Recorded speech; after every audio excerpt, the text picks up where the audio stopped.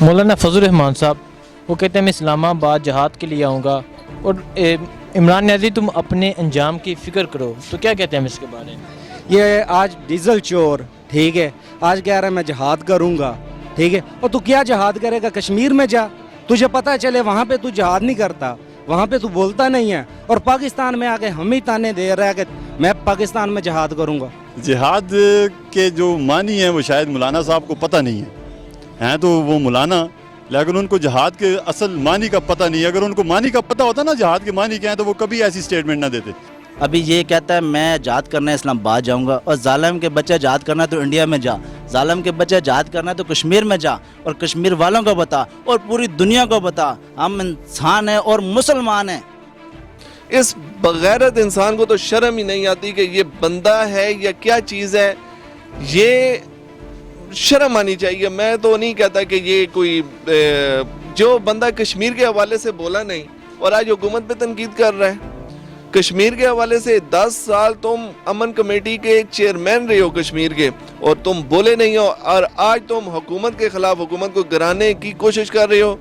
بھائی جان بات تو یہ ہے کہ پہلے تم اپنے گھر سے تو چند بندے اکٹھے کرو جو اسلام آباد لے کے آؤ گے۔ تمہارے ساتھ تو نون لیگ بھی دغا کر چکی ہے اور پیپلز پارٹی بھی دغا کر چکی ہے، وہ تو تمہارے ساتھ آنے کو تیار نہیں ہے۔ اور سراج الحق صاحب نے کہا ہے کہ ہم سوچیں گے۔ یار پہلے اپنی ویلیو تو بناؤ، اپنی عزت تو بناؤ۔ یہ مولانا فضل الرحمان تو مجھے اب میں کیا کہوں اس کو، یہ ایسا بس موٹے ٹینکر ہے، اس کو چاہیے۔ ابھی دیکھیں 45 دن ہو گئے ہیں، ابھی کشمیر میں جو کرفیو لگا ہوا ہے، اس بندے نے نہ ہی کشمیر کے واضح میں بات کی ہے، نہ ہی کوئی ریلی نکالی ہے، نہ ہی کوئی جلسہ کیا ہے، اور نہ اس نے انسانی حقوق پہ بات کیا۔ اب اس کے فنڈ بند ہو گئے ہیں، اس کا کھانا پینا بند ہو گیا ہے، اس کے جتنے بھی مسائل تھے سب ختم ہو گئے ہیں۔ آپ نے اکثر ویڈیو دیکھی ہوں گے جس میں مولانا فضل الرحمان کہتے ہیں اور ساتھ ڈیزل بھی لگاتے ہیں۔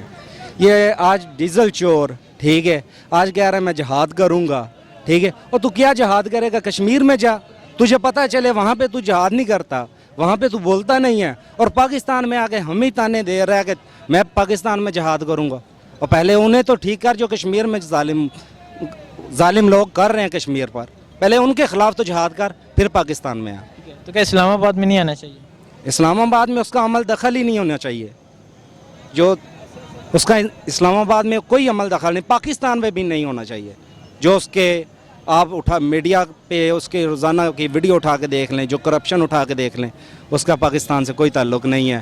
ایسے لوگوں کو یا جیل ہے یا پاکستان سے بائیکاٹ کر دیا جائے۔ جہاد کے جو معنی ہیں وہ شاید مولانا صاحب کو پتہ نہیں ہیں تو وہ مولانا، لیکن ان کو جہاد کے اصل معنی کا پتہ نہیں ہے۔ اگر ان کو معنی کا پتہ ہوتا نا جہاد کے معنی کیا ہیں تو وہ کبھی ایسی سٹیٹمنٹ نہ دیتے کہ میں اسلام آباد میں آ رہا ہوں جہاد کرنے کے لیے۔ بھائی جہاد وہاں پہ ہوتا ہے جہاں پہ ظلم و زیادتی ہو رہی ہو مسلمانوں کے خلاف، مسلمانوں پہ، ہندو کر رہے ہوں، یہود و نصارہ کر رہے ہوں۔ پاکستان اسلام آباد میں تو کوئی بھی ایسی سٹیٹمنٹ ابھی تک میں نے تو نہیں سنی ہے کہ وہاں پہ کوئی مسلمان، کوئی ہندو، کوئی کافر جو ہے وہ مسلمانوں کے ساتھ زیادتی کر رہا ہے، زبردستی کر رہا ہے۔ انڈیا میں، کشمیر میں یہ چیزیں ہو رہی ہیں۔ اگر مولانا صاحب نے جہاد کرنا ہے تو بالکل فلسطین میں جائیں، وہاں پہ جہاد کی اشد ضرورت ہے، کشمیر میں جائیں وہاں پہ جہاد کی اشد ضرورت ہے، اور بھی بہت سارے برما میں جائیں، برما میں جائیں، چیچنیا، بوسنیا، بہت سارے علاقے ایسے ہیں۔ اسلام آباد تو اسلامی ملک کا ایک دارالخلاف ہے، وہاں پہ کوئی ایسا مسئلہ نہیں ہے، جہاد کی ضرورت نہیں ہے۔ مولانا فضل الرحمان صاحب، جہاد کی ضرورت کشمیر میں ہے، وہاں پہ جائیں، ہم بھی آپ کے پیچھے ہو جائیں گے۔ آپ کشمیر کے لیے تو نکلیں، اسلام آباد میں آ کے آپ ویسے اپنا ٹائم ضائع کریں گے۔ تو کیا اسلام آباد نہیں آنا چاہیے؟ بالکل نہیں آنا چاہیے اسلام آباد میں، تو قطعی طور پہ مولانا فضل الرحمان صاحب کو نہیں آنا چاہیے۔ سر مولانا فضل الرحمان صاحب کے بارے میں پہلے بھی کہہ چکا ہوں کہ ایک اس قسم کا آدمی ہے جس بندے کو اپنا ہوش نہیں ہے کہ ہم نے تعلیمی اداروں میں کیا کیا۔ اگر آپ سوشل میڈیا کے اندر فیس بک پہ دیکھیں تو ان کی امن پاکستان ریلی کے حوالے سے ان لوگوں نے جو چندہ لینا شروع کیا ہے، چندے کی کلیکشن شروع کیا، اس کی رسیدیں تک سوشل میڈیا پہ موجود ہیں کہ وہ اپنے طالب علموں سے 500 اور 1000 روپیہ چندہ لے کے اسلام آباد آنے کی کوشش کر رہا ہے اور وہ حکومت کو اڑانے کی بات کر رہا ہے۔ اس بغیرت انسان کو تو شرم ہی نہیں آتی کہ یہ بندہ ہے یا کیا چیز ہے، یہ شرم آنی چاہیے۔ میں تو نہیں کہتا کہ یہ کوئی جو بندہ کشمیر کے حوالے سے بولا نہیں اور آج حکومت پہ تنقید کر رہا ہے۔ کشمیر کے حوالے سے 10 سال تم امن کمیٹی کے چیئرمین رہے ہو کشمیر کے، اور تم بولے نہیں ہو، اور آج تم حکومت کے خلاف حکومت کو گرانے کی کوشش کر رہے ہو۔ भाई जान बात तो ये है कि पहले तुम अपने घर से तो चंद बंदे इकट्ठे करो जो इस्लामाबाद लेके आओगे। तुम्हारे साथ तो नून लीग भी दगा कर चुकी है और पीपल्स पार्टी भी दगा कर चुकी है, वो तो तुम्हारे साथ आने को तैयार नहीं है। और सिराजुल हक साहब ने कहा है कि हम सोचेंगे। यार पहले अपनी वैल्यू तो बनाओ, अपनी इज्जत तो बनाओ। तुम लोग ये कहते हो कि इमरान खान ने 126 दिन धरना दिया, क्या कर लिया? इमरान खान ने धरना दिया, लेकिन जब मुल्क के ऊपर हालात बदतरीन हुए तो उसने धरना भी उठा लिया। वो मुल्क के मुफाद में है वो बंदा। एक सच्चे लीडर की निशानी है कि जब मुल्क पे आंच आती है तो वो मुल्क को तबाही की तरफ नहीं लेके जाता, बल्कि वो कामयाबी की तरफ लेके जाता है। और मौलाना फजल रहमान मुल्क किस हालात में है, इस मुल्क के बारे में सोचो। इस मुल्क को क्या हो रहा है? मुल्क हालत जंग में और तुम इसी हुकूमत के पीछे लगे हुए हो। मैं तो एक बार फिर इमरान खान साहब को अप्रिशिएट करूंगा इस बात के ऊपर कि इमरान खान साहब ने मुल्क के हालात को देखकर आर्मी चीफ को तब्दील करने की कोशिश नहीं की कि जो हालात ये जानते हैं वो नया आर्मी चीफ शायद जानता हो या ना जानता हो। और ये लोग मुल्क तोड़ने की बात कर रहे हैं, जो लोग खुद दूसरे मुल्कों से चंदे लेकर खाते रहे हैं, उनके फंडिंग पे पलते रहे हैं, और आज वो लोग मुल्क तोड़ने की बात कर रहे हैं। वैसे मुल्क के खिलाफ अगर कोई बंदा बोलेगा तो वो अलम दीन हो चाहे कोई भी हो, अगर वो अपने मुल्क का कर्जदार है तो वो बगैरत इंसान है, वो इंसान नहीं है। मौलाना फजल रहमान साहब को सोचना चाहिए, एक उलमा है और हजात करने इस्लामाबाद जा रहा है, उसे सोचना चाहिए मैं उलमा हूँ, हजात करे इंडिया में जाके और पूरी दुनिया को बताए भाई हम कश्मीर के साथ खड़े हैं। ये मौलाना फजल रहमान तो मुझे अब मैं क्या कहूँ इसको, ये ऐसा बस मोटे टैंकर है, इसको चाहिए। अभी देखो 45 दिन हो गए हैं अभी कश्मीर में जो कर्फ्यू लगा हुआ है, इस बंदे ने ना ही कश्मीर के वाजे में बात की है, ना ही कोई रैली निकाली है, ना ही कोई जलसा किया है, और ना ही इसने इंसानी हकूक़ पे बात की है। अब इसके फंड बंद हो गए हैं, इसका खाना पीना बंद हो गया, इसके जितने भी मसाइल थे सब ख़त्म हो गए। अभी ये कहता है मैं जात करने इस्लामाबाद जाऊंगा, और जालिम के बच्चे जात करना तो इंडिया में जा, जालिम के बच्चे जात करना तो कश्मीर में जा, और कश्मीर वालों को बता और पूरी दुनिया को बता हम इंसान हैं और मुसलमान हैं।